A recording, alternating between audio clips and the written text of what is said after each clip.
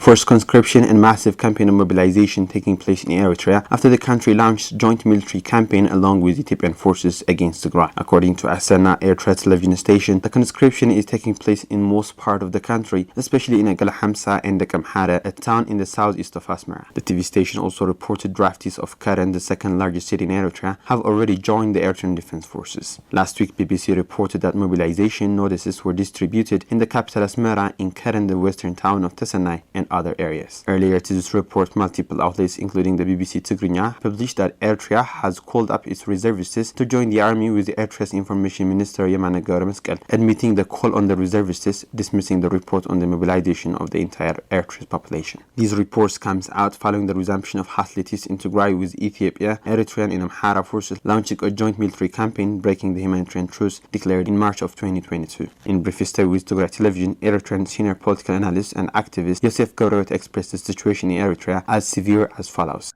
First of all, what they do is they target a village or a district, and then they surround it in the night time, and in the wee hours of morning, they get into the village before the villagers leave to work in the fields. Whenever they don't find the young men and women that they are looking for, then what they do is they order the entire family. That's where the collective punishment comes. They order the entire family out of their houses and throw them out on the streets. Literally, they will be rendered homeless. Then all of their property is taken by the government. He also said forced conscription has been taking place in Eritrea for years, but it is different this time around, as it is being conducted in every square of Eritrean territory without sparing any population room. Who are the victims of this mass mobilization? Of course, the primary ones are the young men and women aged between 20 and 40. But as pointed above, there are not many of them left in Eritrea. That means that the Sha'biya feels that it has to replace them with other less potent population groups. The first one is made up of children and underage, literally child soldiers. So a good chunk of the army, of the Eritrean army right now, is made up of child soldiers. My name is Saeed Saleh Hassan. I'm 16 years old, Solidar. I am from Baz, Eritrea.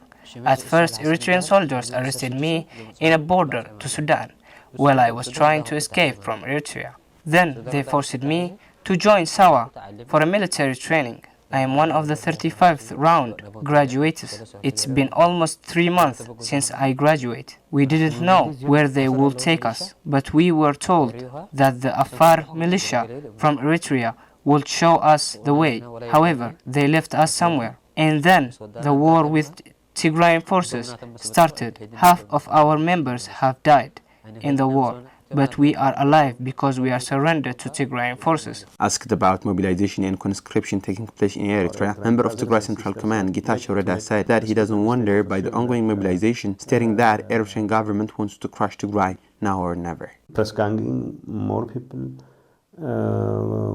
calling on its reserves to join the army, which simply shows you that it is here for the long haul. It wants to crash Tigray now or never.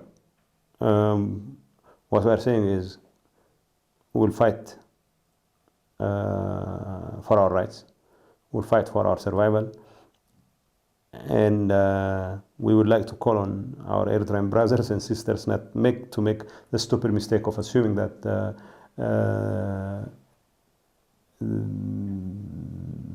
geriatrics in the Eritrean government should decide their fate and their friendship and brother relations with their neighbors and with their brothers and sisters. We'll stand our ground and we'll defend Tigray and will definitely prevail. Eritrean regime didn't fail to destroy us, not because of lack of forces, but rather because of our resolve to defend ourselves. And that resolve is there stronger than ever.